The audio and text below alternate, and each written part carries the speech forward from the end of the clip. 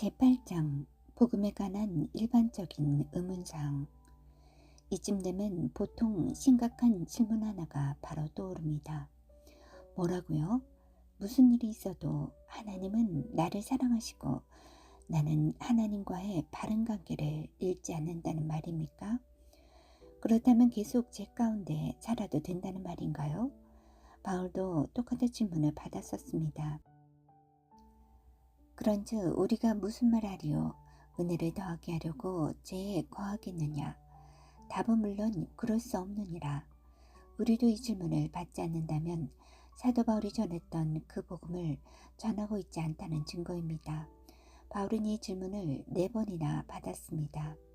내가 지금 계속 죄 가운데 거하고자 하는 말입니까? 결코 그렇지 않습니다. 오늘날 대부분의 교회는 죄를 지면 안 된다는 것에 대해 너무 강하게 가르치기 때문에 그럼 계속 죄 가운데 살란 말인가? 하는 질문은 나오지도 않습니다. 오늘날의 전형적인 설교는 하나님의 사랑과 용납이 우리의 행위에 의해 결정된다고 가르치지 않습니까? 결국 이러한 설교들은 성도들 안에 각자의 행위에 근거한 자기의를 갖게 할 뿐입니다. 하지만 성경 말씀은 우리의 행위에 의해 하나님이 우리를 받아주시기도 하고 거절하시기도 한다는 개념을 가르치지 않습니다. 다만 아무리 노력해도 우리의 행위는 항상 부족하다는 것을 가르쳐 줄 뿐입니다.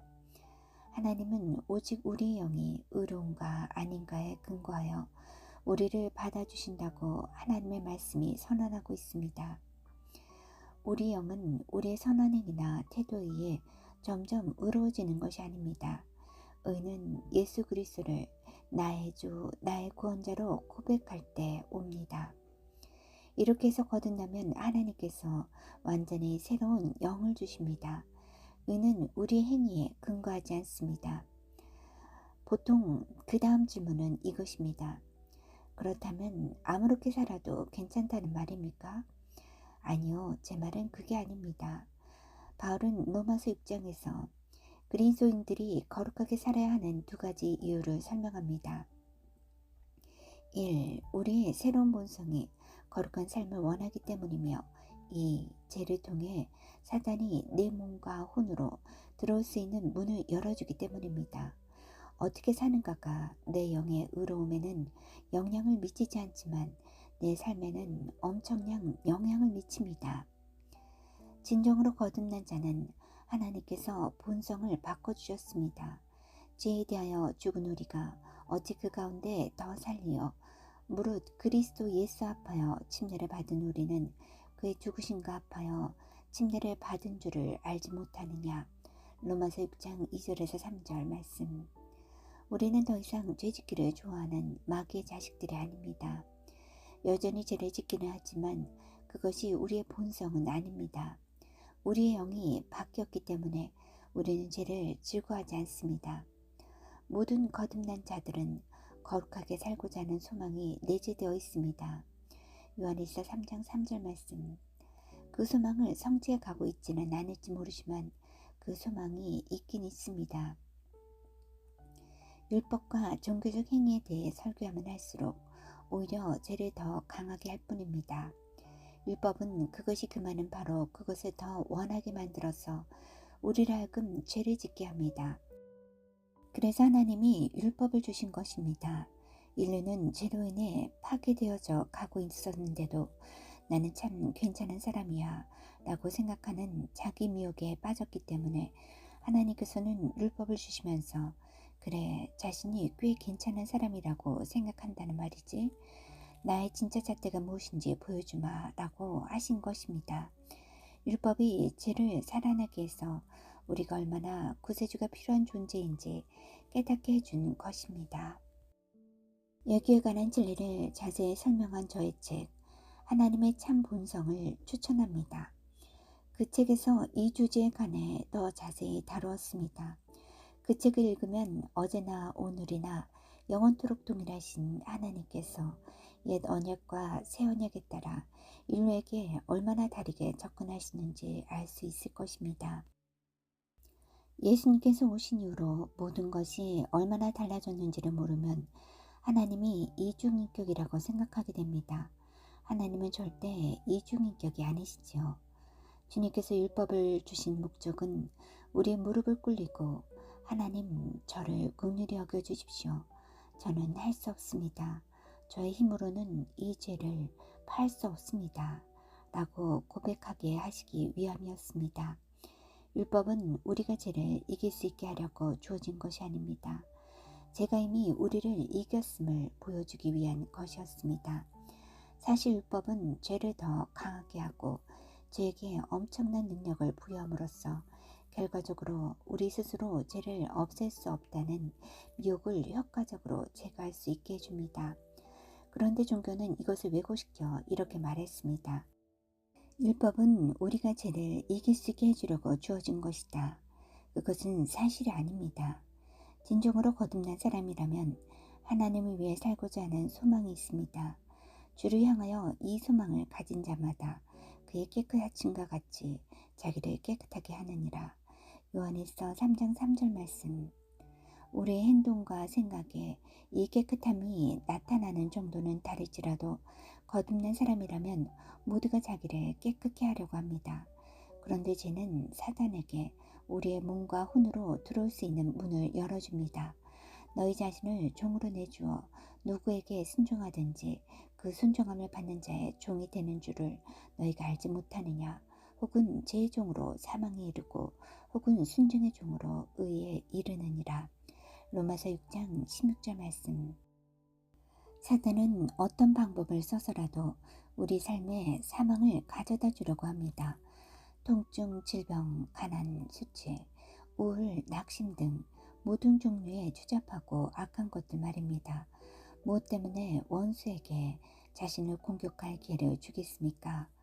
그리스도인이 거룩하게 살려는 목적은 하나님께서 나를 용납하시고 기뻐하시게 하려는 것이 아닙니다. 하지만 나의 행위와 태도가 다른 사람들과 나의 관계를 결정합니다. 그래서 거룩한 삶을 사는 것이 여전히 나에게 유익을 가져다 줍니다. 저절로 거룩하게 되다. 내 영의 온전함, 거룩함, 의로움으로 하나님께 나아갈 수 있다는 것을 알게 되자 저는 죄에서 자유함을 얻게 되었습니다. 죄를 짓지 않을 수 있는 자유함 말입니다. 거룩하게 된 몸을 받기까지 내 육신으로는 완전하게 온전할 수 없습니다. 하지만 그때까지 내 영적인 정체성으로 하나님과 관계할 수는 있습니다. 이 사실이 저와 하나님과의 관계에 안정감과 견고함을 가져다 주었습니다. 이것을 알기 때문에 저는 거룩한 삶을 살기 위해 애쓰는 사람들보다 더 거룩한 삶을 저절로 살게 되었습니다. 이것을 가르칠 때마다 비난하는 사람들이 있습니다. 그렇게 가르치는 이유는 본인이 제 가운데 살려고 합리화하는 것 아닙니까? 하지만 저를 참수할 수 없는 이유가 있습니다. 저는 평생 욕을 한 번도 해보지 않았고 어떤 종류의 술도 입에 대지 않았으며 담배도 한 번 안 펴봤습니다. 제 말은 제가 이 말씀을 전하는 이유가 제 가운데 살기 위함이 아니라는 뜻입니다. 사실 저는 굉장히 거룩한 삶을 살고 있습니다. 거룩하게 살아야만 하기 때문이 아니라 거룩하게 살기를 원하기 때문입니다. 하나님께 축복을 받아내기 위해서 거룩하게 사는 것이 아닙니다. 하나님께서 이 진리를 저에게 열어 보여주셔서 저의 마음을 변화시켜 주셨기 때문에 거룩하게 사는 것입니다. 또 거룩하게 사는 것이 저에게 좋은 것이기 때문에 거룩하게 살기를 원합니다. 이렇게 할 때 다른 사람들에게 더 효과적으로 사역할 수 있고 거룩하지 않게 사는 것보다 거룩하게 사는 것이 더 행복한 삶입니다. 제가 만일 제 가운데 살더라도 하나님께서는 여전히 저를 사랑해 주실 것입니다. 저의 영이 변화되었기 때문에. 하지만 제가 제 가운데 살게 된다면 저는 저 자신을 사랑하지 않을 것이고 다른 사람들도 저를 사랑하지 않을 것입니다. 죄는 하나님만 노엽게 하는 것이 아니라 사람들도 노엽게 합니다. 진정으로 거듭난 사람이 죄를 짓는다면 하나님께서 자녀를 다루듯이 우리의 거듭난 영에 근거하여 우리를 다루십니다. 하지만 내가 어떤 사람의 물건을 훔친다면 그 사람은 나를 사랑하지 않습니다. 그러다 걸리면 감옥에 가고 그곳에 갇혀 고생하며 괴로울 것입니다.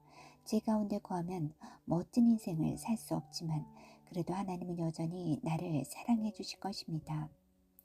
제 가운데 거해도 우리 영은 여전히 의롭겠지만 그것은 멍청한 짓입니다. 제가 너무 과격했나요? 거룩하게 산다고 하나님께서 우리를 더 사랑하시는 것은 아니지만 그분을 향한 우리의 사랑은 더 많아집니다. 같은 이치로 거룩하게 살지 않는다고 하나님이 우리를 덜 사랑하시는 것은 아니지만 그분을 향한 우리의 사랑은 반드시 감소됩니다. 나를 향하신 하나님의 사랑은 변하지 않지만 우리의 행위는 하나님이 향한 우리의 사랑에 직접적으로 영향을 미칩니다. 자, 이제 거룩함의 목적을 아시겠죠? 담대하게 나아오라.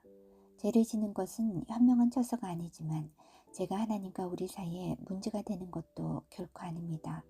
우리가 거듭날 때 하나님께서는 우리의 과거, 현재, 그리고 미래의 죄까지 모두 청산해 주셨습니다.